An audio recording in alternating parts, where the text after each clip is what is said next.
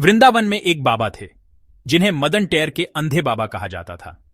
वे 7-8 वर्ष की उम्र में वृंदावन आ गए थे। पढ़े लिखे नहीं थे, बस श्यामा श्याम का नाम जपते रहते।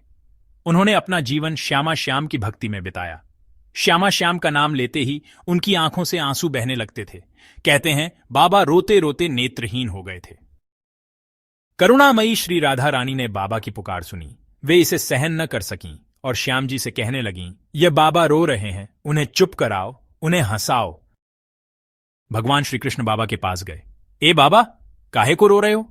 भूख लगी है, कुछ ले आऊं खाने को?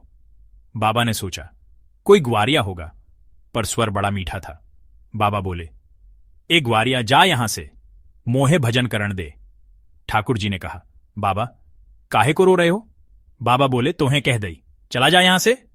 ठाकुर जी ने पूछा, बाबा भूख तो न लगी? बाबा गुस्से में बोले, जारो के न जारो यहां से। इतने में लाडली जी भी आ गईं। लाडली जी ने कहा, ये आपसे नहीं हंसेंगे, लाओ मैं इनको हंसाती हूं। लाडली जी ने विनोद करते हुए कहा, काहे बाबा चोर हो रहे हो? बहू खोई गई है तेरी? बाबा के मुख पर सहज ही मुस्कान आ गई बहू का नाम सुनकर। ठाकुर जी ने कहा, अरे लाली, तू तो बहुत भोली है, बाबा जी ना की बहू हुआ करे हैं का? तो बाबा रो काहे रहे हो? तेरे कोई अपनो ना है? ल बाबा बोले, लाली मैं या काजे ना रो रहा कि मेरे कोई अपनो ना है, मैं या काजे रो रहा हूं कि जो मेरे अपने हैं उन्होंने मोहे बिसार दई।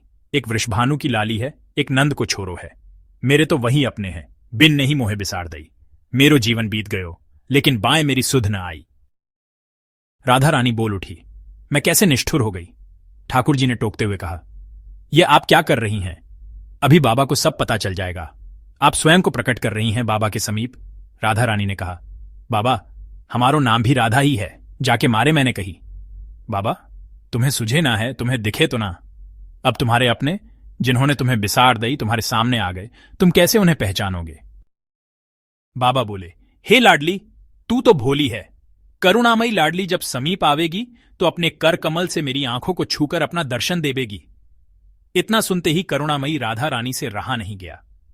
उन्होंने अपने कर कमल से बाबा के नेत्रों को स्पर्श किया और उनमें ज्योति प्रदान कर दी। आज बाबा को उनके सभी पुण्य का फल प्राप्त हुआ। साक्षात युगल सरकार यानी श्यामा श्याम का दर्शन प्राप्त हुआ। कहते हैं कि बाबा 3 दिन तक अपने शरीर में रहे और इसके बाद नित्य निकुंज की लीला में जाकर सम्मिलित हो गए।